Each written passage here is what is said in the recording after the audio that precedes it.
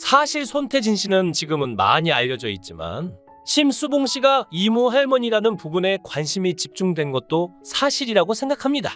이모 할머니 심수봉 씨에게는 불타는 트롯맨에 출연한 것을 알리지 않았고 첫 회차 방송이 나갈 즈음에 이모 할머니 심수봉 씨에게 말씀을 드렸다고 하죠. 성악가 하면 왠지 고상해 보이고 귀티나는 사람일 것이라는 생각을 저는 하고 있었는데 손태진의 솔직한 모습을 보고 놀라움을 감출 수 없었는데요. 손태진은 여자친구가 없다고 말하고 있지만 과거 듀엣으로 손을 잡고 함께 노래를 부른 여성 출연자를 보고는 큰 충격에 빠졌습니다. 오늘은 손태진에게 많이 의지하고 있다는 그녀의 충격적인 정체와 그 과정에 얽힌 놀라운 소식들을 전해드리겠습니다. 잘 나가는 성악가인 손태진은 왜 불타는 트롯맨에 출연했을까요? 서울대학교 성악과의 후배 고우림 씨가 김연아와 결혼을 하고 포레스텔라라는 팀으로 전 세계를 누비고 있는 지금 손태진 씨는 자신의 위치가 답답했을 것으로 생각됩니다. 포르테 디 콰트로에서 활동은 하고 있지만 고우림만 할까요?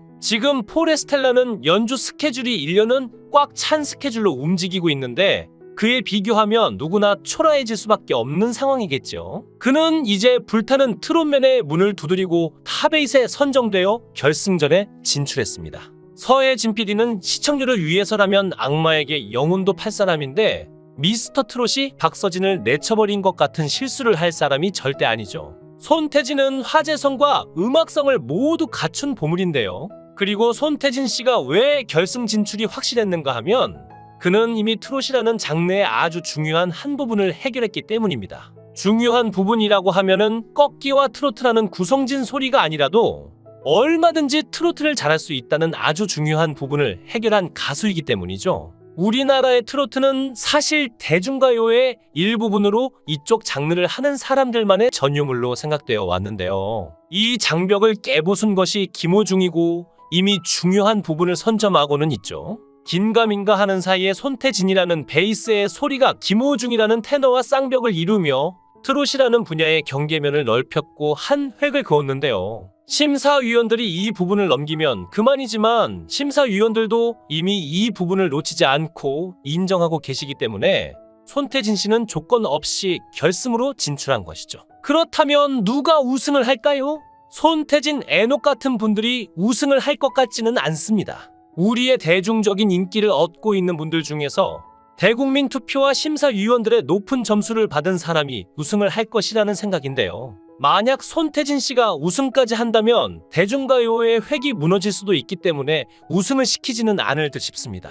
손태진 씨가 경연에서 이모 할머니 2곡 백만송이 장미를 부를 때는 얼마나 마음 졸이며 노래를 했을까 하는 생각에 짠해지는 마음도 많았는데요. 그가 불타는 트롯맨에 나타났다는 사실은 그는 대중의 사랑을 받길 원하며 받을 가치가 있다고 생각됩니다. 기회라는 놈은 다가가는 사람에게 주어지지 아무에게나 주어지는 것은 아니기 때문이죠. 이와 같은 면으로 생각하면 손태진 씨는 평범한 성악가로 살아가기보다는 대중의 사랑을 받으며 같이 살아가길 원하는 마음속에 큰 꿈이 있기에 불타는 트롯맨의 문을 두드린 것인데요. 손태진 씨는 녹화 후 이모 할머니 심수봉 씨에게 이와 같은 출연 결심을 말씀드렸으나 이모 할머님은 대중가요의 어려움을 잘 아시는지라 이를 만류했다고 합니다.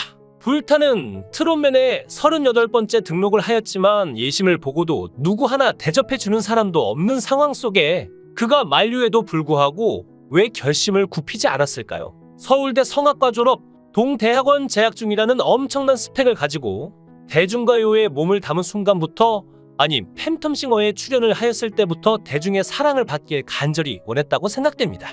손태진이 부른 백만송이 장미는 이같이 부르는 방법도 있구나 하는 탄성을 지를 정도로 독특한 창법과 구수한 베이스의 소리로 우리 곁에 다가왔죠. 이 노래는 너무 독특하여 아무도 리메이크할 생각도 하지 않은 곡인데 이 백만송이 장미를 이 같은 창법으로 구사할 수 있다는 부분은 심수봉 씨가 발라드와 트롯의 결합이라는 새로운 장르를 개척했듯이 손태진도 트로트라는 장르가 이젠 꺾기 만능의 가창법이 아닌 평범한 소리로 부를 수 있다는 것을 보여주는 새로운 개척자의 모습을 보여주었습니다. 불타는 트롯맨 9회부터 펼쳐진 세미파이널 준결승전에서 황영훈과 손태진은 비나리를 불렀는데요.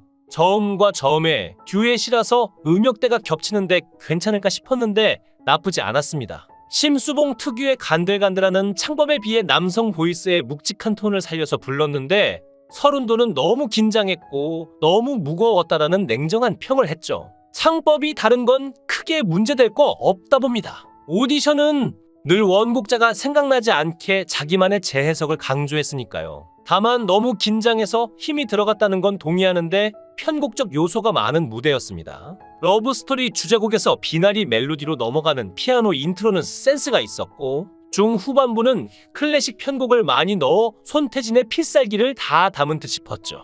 이 노래가 왜 부르기 힘들다고 하는지 집중해서 들어보니 확실히 알 것 같았는데 저도 손태진이 이렇게까지 트롯 오디션에서 활약하리라고는 예상을 못했는데요. 그런데 선곡이 너무 탁월했고 제가 들은 어떤 비나리보다 좋았죠. 손태진은 KBS 이 예능 프로그램 입맞춤에 출연한 적이 있는데 보컬 신으로 불리는 남자 여자 가수들이 최적의 듀엣 파트너를 찾는 프로그램인데요. 출연자들 중엔 반가운 얼굴도 보였는데 바로 국악인 송소희와 파페라 가수 손태진이었죠. 여기서 손태진과 송소희는 감미로운 입맞춤을 선보였는데요. 송소희와 손태진 두 음악인의 첫 인연은 2017년 8월 17일 예술의 전당에서 지휘자 서훈과 함께 서울 그랜드 필하모닉과 함께하는 어느 멋진 날의 공연을 꾸며 나가면서부터였습니다. 두 사람은 듀엣으로 꾸며진 홀로 아리랑 무대 중 손잡고 가보자, 같이 가보자라는 가사를 노래할 때 손이라도 잡고 걸어가 보라는 서훈 지휘자의 아이디어를 듣고 송소희와 손태진 두 사람은 실제로 무대에서 손을 잡고 노래를 불렀죠. 어느 멋진 날의 무대에서도 훌륭한 무대를 꾸며준 두 사람을 기억하고 KBS 입맞춤 프로그램에서는 또 어떤 멋진 듀엣 무대를 보여줄지 너무나 기대가 되었는데요. 입맞춤에는 손태진과 송소희가 2차 공연을 펼치는 모습이 그려졌는데 무대를 앞두고 손태진은 송소희를 리드하며 적극적인 모습을 보였죠. 송소희 역시 손태진의 말을 경청하며 좋은 무대를 꾸미기 위해 연습에 매진했는데 송소희 양이 손태진에게 많이 의지하는 게 느껴졌는데요. 지켜보던 김영석 작곡가는 무대가 제일 좋을 것 같다라고 두 사람의 호흡을 인정했습니다. 이어 무대에 오른 손태진과 송소희는 아이유의 나의 옛날 이야기를 불렀는데 환상의 하모니의 멤버들은 박수를 보냈고 남태현은 멋있다라고 짤막한 소감을 남겼죠. 저는 손태진과 송소희의 콜라보 나의 옛날 이야기를 들었는데 순간 소름이 살짝 돋았습니다. 손태진의 힘인지 첫 소절을 듣는데 이렇게 좋을 수가 하며 눈물이 피나고 올라올 것만 같았죠. 관심 있는 뮤지션들의 노래 영상을 몇 분간만 감상하는 정도로 이 프로그램을 봐서 다른 가수들의 매력에 대해서는 잘 모르지만 손태진의 노래만 들으면 유독 감성이 반응을 하니 참 묘한 일이었는데요. 서양의 클래식과 동양의 클래식이라면서 들려준 감미롭고 부드러우면서도 풍성한 소리에 또 한 번 감탄을 하며 아름다움에 푹 젖을 수 있었죠. 송소희의 국악 느낌이 살짝 담긴 혼성 듀엣의 노래 나의 옛날 이야기는 노래 자체가 명곡이기도 하지만 두 사람의 화음에 특히 손태진의 감미로움에 아주 잠시지만 음악에 취해 현세를 탈출할 수 있었습니다. 송소희님과의 콜라보는 언제나 사랑스럽게 들렸는데 소희 양이 태진 씨에게 많이 의지하는 것처럼 보이는 게 제 느낌인가요? 정통의 음악을 전공한 음악인으로서 손태진과 송소희의 소리는 참 단단했습니다. 그러한 단단함이 다른 혼성 듀엣과 달리 강한 느낌을 주기도 하는데 손태진의 베이스 소리가 워낙 태생적으로 부드러워서 송소희의 소리를 잘 받쳐주었죠. 달달하고 화려한 하모니라기보다는 단단해서 듣기 편한 하모니라고 할까요?